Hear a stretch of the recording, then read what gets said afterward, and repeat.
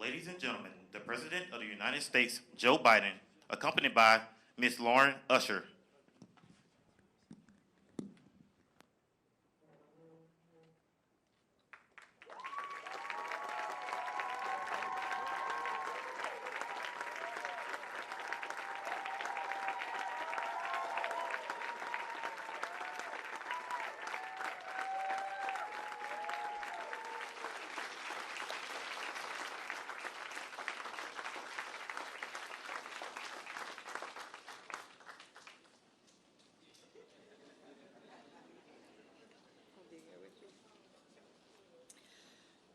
When I enrolled as an undergraduate at the University of Pennsylvania, my grandmother gave me a manuscript written by her great-grandfather, J.B. Stratford.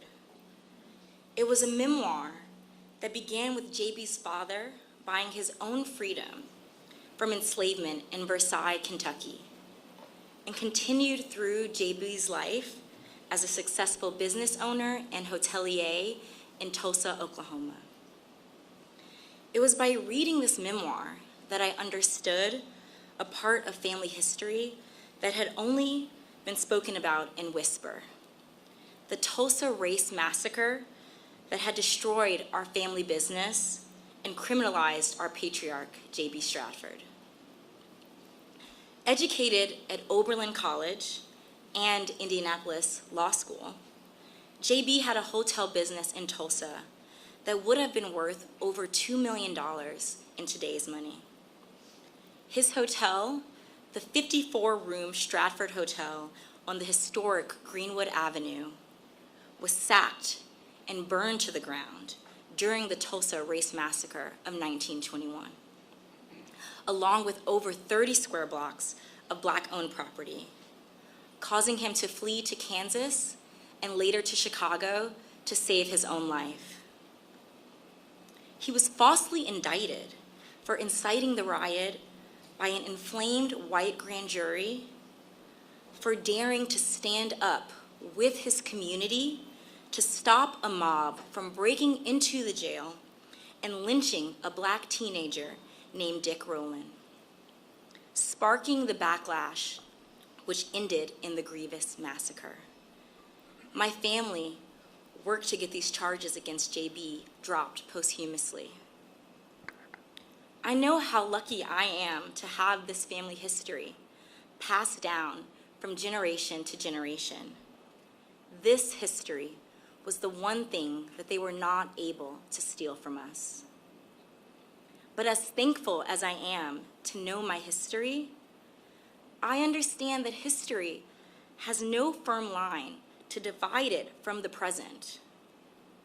Just as there are survivors still with us today from this tragic event, the mentality of the mob to declare that there would never again be another Black Wall Street in Tulsa, that mentality also still survives in many institutions and unfortunately in many people's hearts. Today, we welcome President Joe Biden here to stand beside us as we continue the fight for justice for the survivors and descendants of the Tulsa massacre. He understands that as a nation, we are and we must be strong enough to confront the dark periods of our history with a bold agenda of equity, repair, and healing. J.B. Stratford died without seeing justice for the crimes against him and his community. But I am sure we will see justice in my lifetime, thanks to the efforts of all of you here joining us today. And now, I introduce to you President Joe Biden.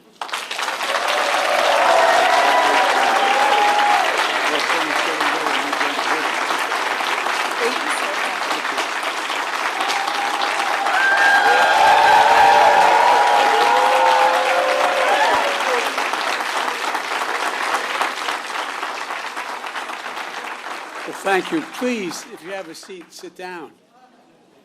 And I got to make one check here.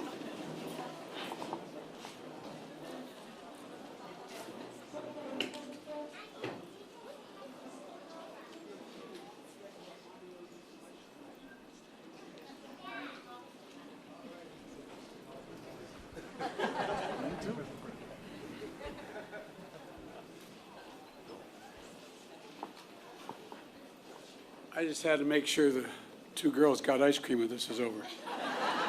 Imagine how excited you'd be when you're 4, 5, almost 5 years old, coming to hear a president speak. My Lord. In my faith, we call that purgatory. Lauren, thank you for that gracious introduction. And in case you were wondering, in Delaware, we're a small state. We have the 8th largest black population in America, and we have one of the most talented members of Congress. And so if I didn't walk around and pay my tribute to Lisa Blunt Rochester, my congresswoman, immediately, that was... How are you, Rev? Good to see you. We've got a distinguished group of people here, and I want to thank Lauren for sharing the powerful story and for helping the country understand what's happening here. And to all the descendants here today, and to the community and civil rights leaders and members of the Congressional Black Caucus that are here, thank you for making sure we all remember, that we never forget. You know, there's a verse in 1 Corinthians that says, "For now we see in a mirror dimly, but then face to face, now I know in part, then I shall know fully." It is, I just toured the Hall of Survivors here in Greenwood Cultural Center. And I want to thank the incredible staff for hosting us here. And I mean that sincerely, thank you. And if I didn't say what my father would insist on, please excuse my back. I apologize. But in the tour I met Mother Randall, who's only 56 years old. God love her. And Mother Fletcher, who's 67 years old. And her brother, Van Ellis, who's 100 years old. And he looks like he's 60. Thank you for spending so much time with me. I really mean it. It was a great honor, a genuine honor. You are the 3 known remaining survivors of a story seen in the mirror dimly. But no longer. Now your story will be known in full view. The events we speak of today took place 100 years ago, and yet I'm the first president in 100 years ever to come to Tulsa. And I say that not as a compliment about me, but to think about it. 100 years and the first president to be here during that entire time. And in this place, in this ground, to acknowledge the truth of what took place here. For much too long, the history of what took place here was told in silence, cloaked in darkness. But just because history is silent, it doesn't mean that it did not take place. And while darkness can hide much, it erases nothing. It erases nothing. Some injustices are so heinous, so horrific, so grievous, they can't be buried, no matter how hard people try. And so it is here. Only with truth can come healing and justice and repair. Only with truth. Facing it. But that isn't enough. First, we have to see, hear, and give respect to Mother Randall, Mother Fletcher, and Mr. Van Ellis.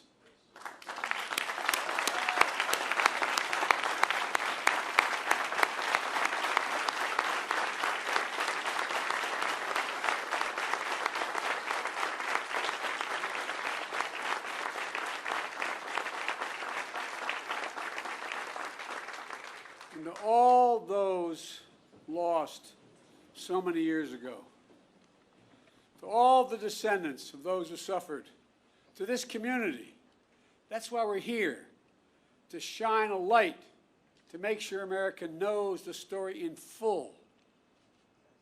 May 19 21. Formerly enslaved black people and their descendants are here in Tulsa, a boomtown of oil and opportunity and a new frontier. On the north side, across the rail tracks that divided the city already segregated by law, they built something of their own, worthy of their talent and their ambition. Greenwood, a community, a way of life. Black doctors and lawyers, pastors, teachers, running hospitals, law practices, libraries, churches, schools. Black veterans, like the man I had the privilege of giving a command coin to, who fought, volunteered and fought and came home and still face such prejudice.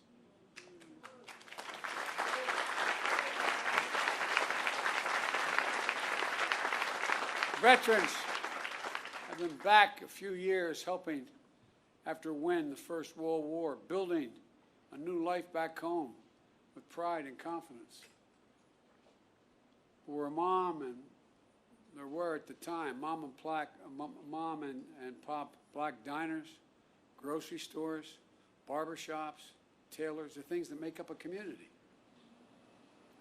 At the Dreamland Theater, a young black couple holding hands, falling in love. Friends gathered at music clubs and pool halls, at the Monroe family roller skating rink. Visitors staying in hotels like the Stratford. All around, black pride shared by the professional class and the working class, who lived together side by side for blocks on end. Mother Randall was just 6 years old. 6 years old, living with her grandma. She said she was lucky to have a home and toys and fortunate to live without fear. Mother Fletcher was 7 years old, the second of 7 children, the youngest being Mr. Van Ellis, who was just a few months old. The children, former sharecroppers, when they went to bed at night in Greenwood, Mother Fletcher says they fell asleep rich in terms of the wealth, not real wealth, but a different wealth, a wealth in culture and community and heritage. But one night changed everything. Everything changed. While Greenwood was a community to itself, it was not separated from the outside. It wasn't everyone, but there was enough hate, resentment, and vengeance in the community. Enough people who believed that America does not belong to everyone and not everyone is created equal. Native Americans, Asian Americans, Hispanic Americans, Black Americans, a belief enforced by law, by badge, by hood, and by noose that speaks to that lit the fuse. It lit it by the spark that it provided. A fuse of fury was an innocent interaction that turned into a terrible, terrible headline allegation of a black male teenager attacking a white female teenager. A white mob of 1,000 gathered around the courthouse where the black teenagers being held. Ready to do it still occurred. Lynch that young man that night. But 75 black men, including black veterans, arrived to stand guard. Words were exchanged, then a scuffle, then a shots fired. Hell was unleashed. Literal hell was unleashed. Through the night and into the morning, the mob terrorized Greenwood, torches and guns, shooting at will. A mob tied a black man by the waist to the back of their truck with his head banging along the pavement as they drove off. A murdered black family draped over the fence of their home outside. An elderly couple knelt by their bed praying to God with their heart and their soul when they were shot in the back of their heads. Private planes dropping explosives. The first and only domestic aerial assault of its kind on an American city, here in Tulsa. 8 of Greenwood's nearly 24 churches burned like Mount Zion across the street at Vernon AME. Mother Randall said it was like a war. Mother Fletcher says all these years later she still sees black bodies around. The Greenwood newspaper publisher A.J. Smitherman penned a poem of what he heard and felt that night. And here's the poem. He said, "Kill them, burn them, set the pace, teach them how to keep their place. Reign of murder, theft, and plunder was the order of the night." That's what he remembers in the poem that he wrote. 100 years ago, at this hour, on this first day of June, smoke darkened the Tulsa sky, rising from 35 blocks of Greenwood that were left in ash and ember, raised in rubble.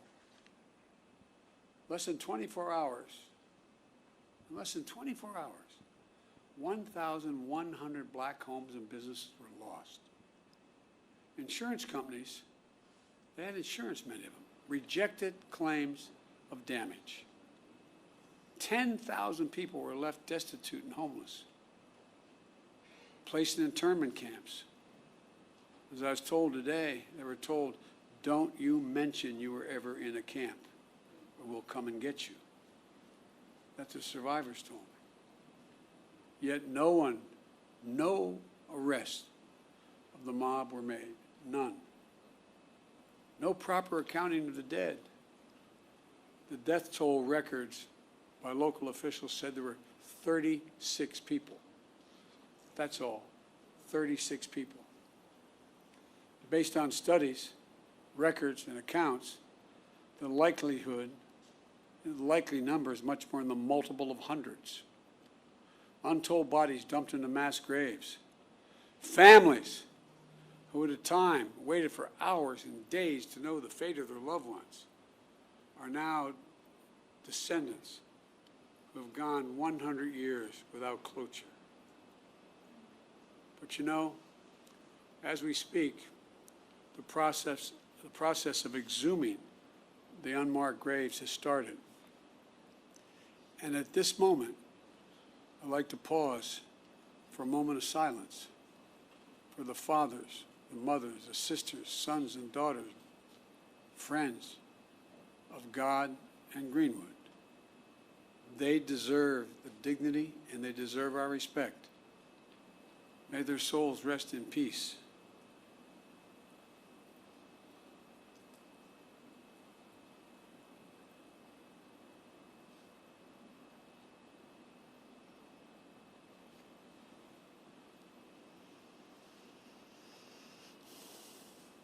My fellow Americans, this was not a riot.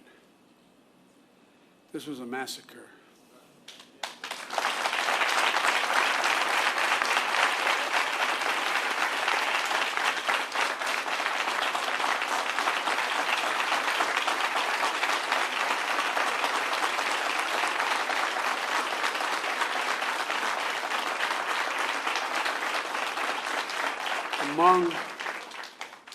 Among the worst in our history, but not the only one. And for too long, forgotten by our history. As soon as it happened, there was a clear effort to erase it from our memory, our collective memories, from the news and everyday conversations. For a long time, schools in Tulsa didn't even teach it, let alone schools elsewhere. And most people didn't realize that a century ago, the second Ku Klux Klan had been founded. The second Ku Klux Klan had been founded. A friend of mine, John Meacham, I'd written when I said I was running to restore the soul of America. He wrote a book called The Soul of America, not because of what I said. And there's a picture about page 160 in the book showing over 30,000 Ku Klux Klan members in full regalia, Reverend, pointed hats, the robes, marching down Pennsylvania Avenue in Washington, D.C., Jesse, you know all about this. Washington, D.C. If my memory is correct, there were 37 members of the House of Representatives who were open members of the Klan. There were 5, if I'm not mistaken, could have been 7, I think it was 5, members of the United States Senate, open members of the Klan. Multiple governors were open members of the Klan. Most people didn't realize that a century ago the Klan was founded just 6 years before the horrific destruction here in Tulsa. And one of the reasons why it was founded was because of guys like me who are Catholic. It wasn't about African Americans then. It was about making sure that all those Polish and Irish and Italian and Eastern European Catholics who came to the United States after World War I would not pollute Christianity. The flames from those burning crosses torched every region of the country. Millions of white Americans belonged to the Klan, and they weren't even embarrassed by it. They were proud of it. And that hate became embedded systematically and systemically in our laws and our culture. We do ourselves no favors by pretending none of this ever happened, or it doesn't impact us today, because it does still impact us today. We can't just choose to learn what we want to know and not what we should know.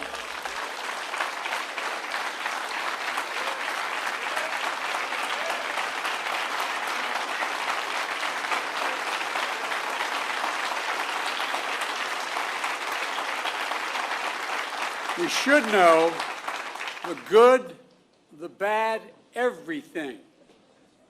That's what great nations do. They come to terms with their dark sides. And we're a great nation. The only way to build a common ground is to truly repair and to rebuild. I come here to help fill the silence, because in silence, wounds deepen. And only, as painful as it is, only in remembrance do wounds heal. We just have to choose to remember. We memorialize what happened here in Tulsa, so it can't be erased. We know here, in this hallowed place, we simply can't bury pain and trauma forever. And at some point, there'll be a reckoning, an inflection point, like we're facing right now as a nation. What many people hadn't seen before, or simply refused to see, cannot be ignored any longer. You see it in so many places. And there's greater recognition that for too long, we've allowed a narrowed, cramped view of the promise of this nation to fester. The view that America is a zero-sum game, where there's only one winner. If you succeed, I fail. If you get ahead, I fall behind. If you get a job, I lose mine. And maybe worst of all, if I hold you down, I lift myself up. Instead of, if you do well, we all do well. We see that in Greenwood. This story isn't about the loss of life, but a loss of living, of wealth and prosperity and possibilities that still reverberates today. Mother Fletcher talks about how she was the only able to attend school in the 4th grade and eventually found work in the shipyards as a domestic worker. Mr. Van Ellis has shared how even after enlisting and serving in World War II, he still came home to struggle with a segregated America. Imagine all those hotels and dinners and mom and pop shops that could have been passed down this past 100 years. Imagine what could have been done for black families in Greenwood. Financial security and generational wealth. If you come from backlines like my family, working class, middle class family, the only way we ever able to generate any wealth. It was inequity in our homes. Imagine what they contributed then and what they could have contributed all these years. Imagine a thriving Greenwood in North Tulsa for the last 100 years, what that would have meant for all of Tulsa, including the white community. While the people of Greenwood rebuilt again in the years after the massacre, it didn't last. Eventually, neighborhoods were redlined on maps, locking black Tulsa out of home ownership. A highway was built right through the heart of the community. Lisa, I was talking about our west side, what 95 did after we were occupied by the military, after Dr. King was murdered. The community, cutting off black families and businesses from jobs and opportunity. Chronic underinvestment from state and federal governments denied Greenwood even just a chance of rebuilding. We must find the courage to change the things we know we can change. That's what Vice President Harris and I are focused on, along with our entire administration, including our Housing and Urban Development Secretary, Marcia Fudge, who's here today.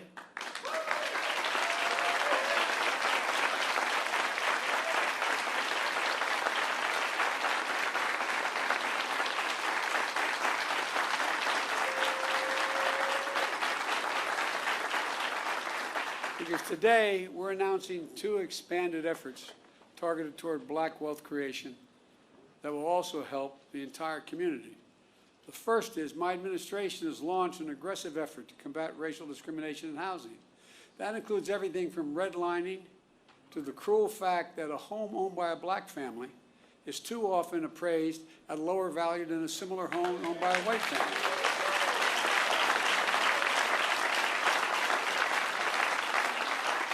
And I might add, and I need help if you have answered this, I figured this one out, Congressman Horsford, but if you live in a black community and there's another one on the other side of the highway, it's a white community, it's built by the same builder, and you have a better driving record than the guy with the same car in the white community, you're paying more for your auto insurance. Shockingly, the percentage of black American homeownership is lower today in America than when the Fair Housing Act was passed more than 50 years ago. Lower today. That's wrong. And we're committed to changing that. Just imagine if instead of denying millions of Americans the ability to own their own home and build generational wealth, we made it possible for them to buy a home and build equity into that home and provide for their families. Second, small businesses are the engines of our economy and the glue of our communities. As president, my administration oversees hundreds of billions of dollars in federal contracts for everything from refurbishing decks of aircraft carriers to installing railings in federal buildings to professional services.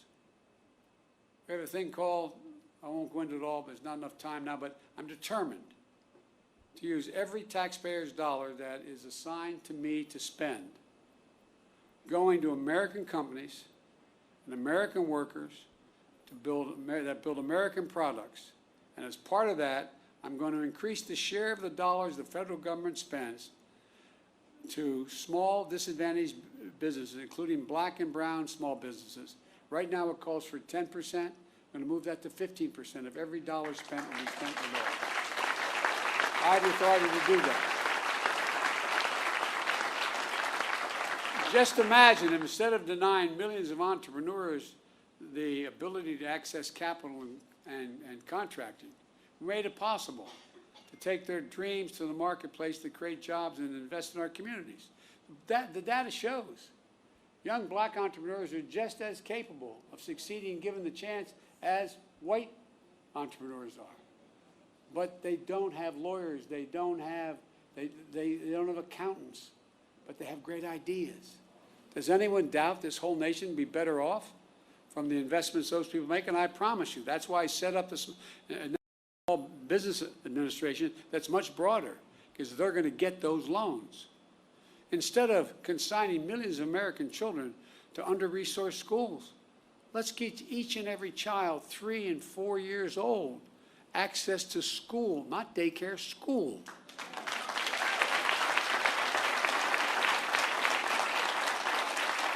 In the last 10 years, studies have been done by all the great universities. It shows that it increased by 56% the possibility of a child, no matter what background they come from, no matter what. If they start school at 3 years old, they have a 56% chance of going all through all 12 years without any trouble and being able to do well. And a chance to learn and grow and thrive in a school and throughout their lives. And let's unlock more than an incredible creativity and innovation that will come from the nation's historically black colleges and universities. No, I have a $5 billion a year program giving them the resources to invest in research centers and laboratories in high-demand fields to compete for good-paying jobs in industries of the future like cybersecurity. The reason why they don't, their students are equally able to learn as well and get the good-paying jobs that start at $90,000 and $100,000. But they don't have the money to provide and build those laboratories. So guess what? They're going to get the money to build those laboratories. So instead of just talking about infrastructure, let's get about the business of actually rebuilding roads and highways, filling the sidewalks and cracks, installing streetlights and high-speed internet, creating space to live and work and play safely. Let's ensure access to health care, clean water, clean air, nearby grocery stores, stocked with fresh vegetables and food that they in fact deal with. I mean, these are all things we can do. Does anyone doubt this whole nation will be better off with these investments? The rich will be just as well off, the middle class will do better, and everybody will do better. It's about good paying jobs, financial stability, and being able to build some generational wealth. It's about economic growth for our country and outcompeting the rest of the world, which is now outcompeting us. But just as fundamental as any of these investments I've discussed is maybe the most fundamental: the right to vote. The right to vote.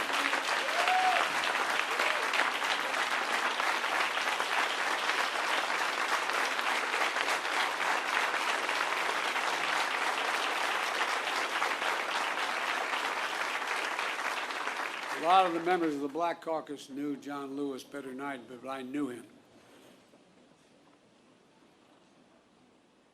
On his deathbed, like many, I called John to speak to him. Rev, all John wanted to do is talk about how I was doing. He died, I think, about 25 hours later. But you know what John said? He called the right to vote precious, almost sacred. He said the most powerful, nonviolent tool we have in a democratic society. This sacred right is under assault with incredible intensity like I've never seen, even though I got started as a public defender and a civil rights lawyer. With an intensity and aggressiveness that we've not seen in a long, long time. It's simply un-American. It's not, however, sadly, unprecedented. The creed, "We shall overcome," is a long-time mainstay of the civil rights movement, as Jesse Jackson can tell you better than anybody. The obstacle to progress that have to be overcome are a constant challenge. We saw it in the 60s, but with the current assault, it's not just an echo of a distant history. In 2020, we faced a tireless assault on the right to vote. Restrictive laws, lawsuits, threats of intimidation, voter purges, and more. We resolved to overcome it all, and we did. More Americans voted in the last election than in the midst of a pandemic, than any election in American history. You got voters registered. You got voters to the polls. The rule of law held. Democracy prevailed. We overcame. But today, let me be unequivocal. I've been engaged in this work my whole career, and we're going to be ramping up our efforts to overcome again. I will have more to say about this at a later date, a truly unprecedented assault on our democracy, an effort to replace nonpartisan election administrators and to intimidate those charged with tallying and reporting the election results. But today, as for the act of voting itself, I urge voting rights groups in this country to begin to redouble their efforts now to register and educate voters. And in June should be a month of action on Capitol Hill. I hear all the folks on TV saying, why doesn't Biden get this done? Well, because Biden only has a majority of effectively 4 votes in the House and a tie in the Senate, with 2 members of the Senate who vote more with my Republican friends. But we're not giving up. Earlier this year, the House of Representatives passed For the People Act to protect our democracy. The Senate will take it up later this month, and I'm going to fight like heck with every tool at my disposal for its passage. The House is also working on the John Lewis Voting Rights Act, which is critical to providing new legal tools to combat the new assault on the right to vote. To signify the importance of our efforts, today I'm asking Vice President Harris to help these efforts and lead them among her many other responsibilities. With her leadership and your support, we're going to overcome again, I promise you, but it's going to take a hell of a lot of work. And finally, we must address what remains the stain on the soul of America. What happened in Greenwood was an act of hate and domestic terrorism with the through line that exists today still. Just close your eyes. And remember what you saw in Charlottesville 4 years ago on television. Neo-Nazis, white supremacists, the KKK, coming out of those fields at night, Virginia, with lighted torches, the veins bulging on their, as they were screaming. Remember, just close your eyes and picture what it was. Well, Mother Fletcher said when she saw the insurrection at the Capitol on January the 9th, it broke her heart. A mob of violent white extremists, thugs, said reminded her of what happened here in Greenwood 100 years ago. Look around at the various hate crimes against Asian Americans and Jewish Americans. Hate that never goes away. Hate only hides. Jesse, I think I mentioned this to you. I thought after you guys pushed through with Dr. King, the Voting Rights Act and the Civil Rights Act, I thought we were moved. What I didn't realize, I thought we had made enormous progress, and I was so proud to be a little part of it. But you know what, Rev? I didn't realize hate's never defeated. It only hides.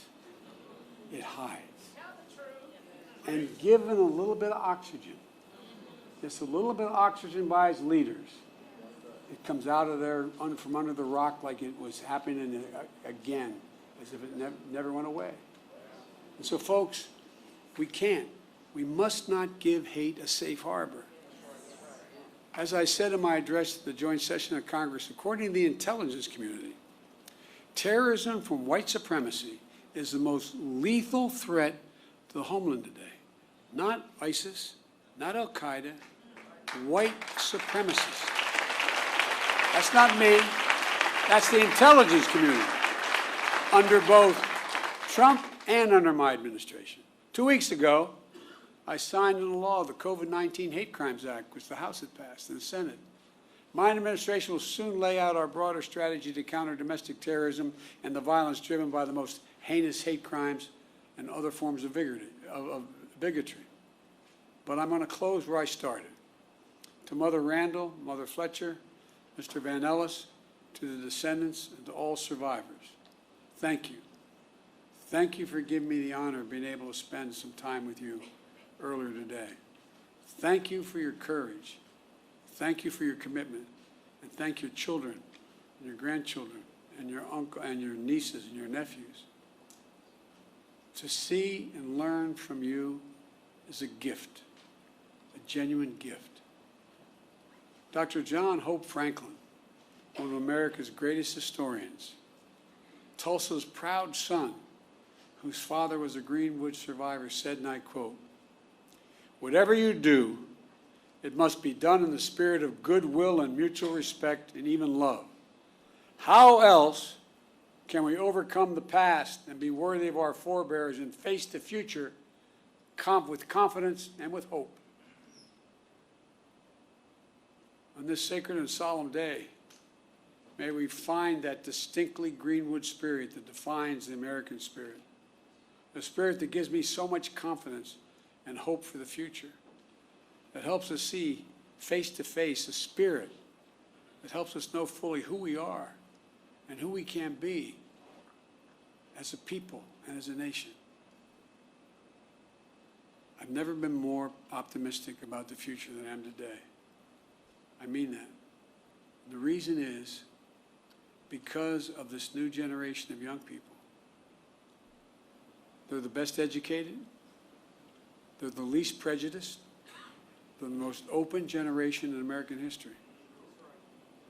And although I have no scientific basis for what I'm about to say, but those of you who are over 50, how often did you ever see advertisements on television with black and white couples? Not a joke. I challenge you, find today, when you turn on the stations, sit on one station for 2 hours, and I don't know how many commercials you'll see, lay 8 to 5. 2 to 3 out of 5 have mixed race couples in them. That's not by accident. They're selling soap, man. Not a joke. Remember old Pat Goodell used to say, you want to know what's happening in American culture? Watch advertising. Because they want to sell what they have. We have hope. And folks like you, honey, I really mean it. We have hope. But we've got to give them support. We have got to give them the backbone to do what we know has to be done. Because I doubt whether any of you would be here if you didn't care deeply about this. You're sure the devil didn't come to hear me speak. But I really mean it. I really mean it. Let's not give up, man. Let's not give up. As the old saying goes, hope springs eternal. I know we've talked a lot about famous people, but my colleagues in the Senate used to always kid me because I was always quoting Irish poets. They think I did it because I'm Irish. They think I did it because, as we Irish, we have a little chip on our shoulder, a little bit sometimes. That's not why I did it. I did it because they're the best poets in the world. You can smile, it's okay, it's true. There's a famous poet who wrote a poem called The Curate Troy, Seamus Heaney. And there's a stanza in it that I think is the definition of what I think should be our call today for young people. He said, history teaches us not to hope on this side of the grave, but then, once in a lifetime, that longed-for tidal wave of justice rises up, and hope and history rhyme. Let's make it rhyme. Thank you.